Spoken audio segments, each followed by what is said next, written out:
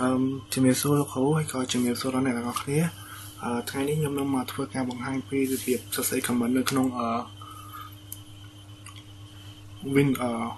Ubuntu server ហើយយើងរៀនពី basic comment ចឹងតែអញ្ចឹងដំបូងយើងត្រូវ connect ទៅលើSSH ពី Windows server មក PowerShell ពី Ubuntu server មក PowerShell របស់ Windows របស់យើងឥឡូវនេះខ្ញុំ connect មករួចរាល់ហើយខ្ញុំបានបង្ហាញពីវីដេអូមុនពី connect PowerShell ពី connect ពី SSH ពី Ubuntu server មក PowerShell ខ្ញុំបានប្រាប់ហើយអញ្ចឹងឥឡូវយើងមករៀនពី basic នៃ comment ក្នុង Windows server ទាំងអស់គ្នាអញ្ចឹងដំបូងយើងត្រូវ check មើលសិនថាតើយើងអាច connect បាននៅយើង comment បែបនេះដើម្បីបញ្ជាក់ថាយើងចង់ដឹងពីឈ្មោះ user របស់យើងហើយមួយទៀតនោះគឺ check មើលថាតើយើងនៅក្នុង folder មួយណាអញ្ចឹងទៅថាយើងចូលនៅក្នុង folder មួយណា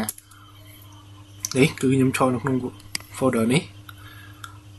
ហើយបន្តមកទៀតខ្ញុំធ្វើការ check ទៅលើការ update អញ្ចឹង sudo apt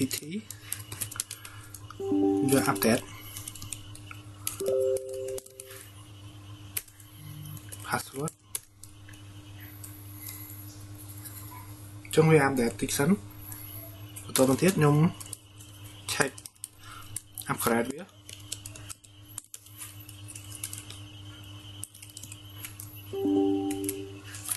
ខ្ញុំ check upgrade មួយសិន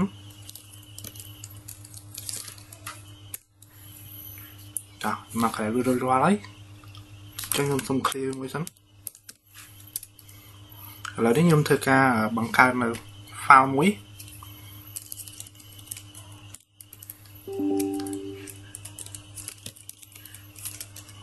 ឈ្មោះ ctext 2.6 យ៉ាងទៅចុច text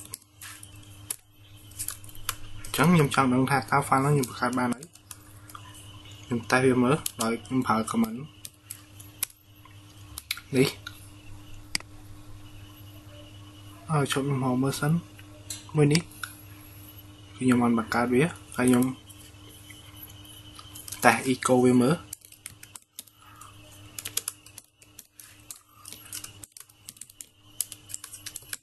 hello world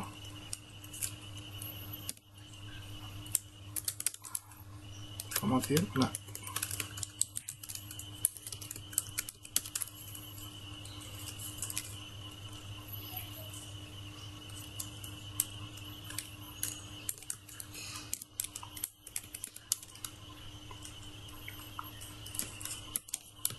watching video ចឹងខ្ញុំមើលសិនណាគឺវាជោគជ័យហើយចឹងខ្ញុំតេស្តទៅលើ LX មកនេះគឺអូខេចឹងខ្ញុំបង្កើត folder មួយឈ្មោះ svp.6 folder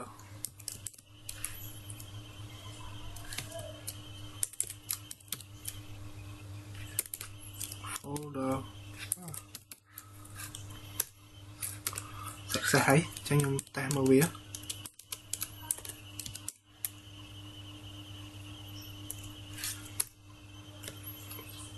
8 bit នេះហើយខ្ញុំ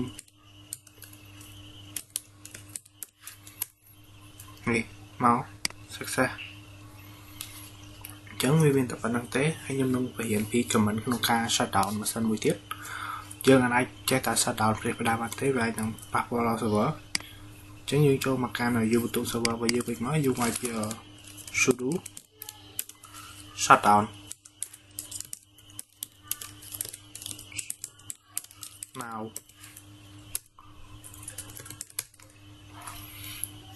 ចឹងម៉ាស៊ីននឹងវា shutdown ហើយចឹងចំណុចរបស់ខ្ញុំរៀនមានតែប៉ុណ្្នឹងទេបើមានបញ្ហាលើលុបអីសូមបងសិនជាមានកំហុសត្រកខុសឆ្គងកន្លែងណាយសូមមេត្តាខន្តីអភ័យទោសព្រោះវាជាលើកដំបូងរបស់ខ្ញុំដែលខ្ញុំត្រឹមតែរៀនវាដែរទេអញ្ចឹងអរគុណដល់អ្នកនរគ្នានិងអរគុណដល់លោកគ្រូដែលបានទស្សនានៅវីដេអូមួយនេះ